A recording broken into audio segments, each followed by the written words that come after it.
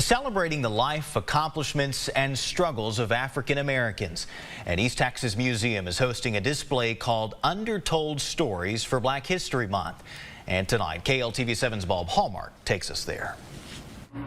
Rare photographs, documents, and plaques are on display at the Gregg County Historical Museum as part of February Black History Month. I think a lot of people don't know that there are 18 historical markers in Gregg County based on African American people, places, and events. So we are retelling the story. Historical sites such as cemeteries, churches, and schools are featured with their stories explained, and family members connected to those historic sites were on hand to remember their forefathers. Butcher Christian, my great-great-grandfather.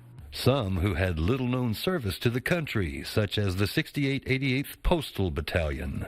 It was a segregated regiment. It was a black woman's regiment that went to France, and if the men weren't getting their mail, and my aunt, Azora Christian, was one of those women. And for those families that are connected to these displays through history, a chance to educate people about a quite different time. Dorinda Henderson Williams had family members who attended the now long-closed C.B. Dansby School. Desegregation had come about.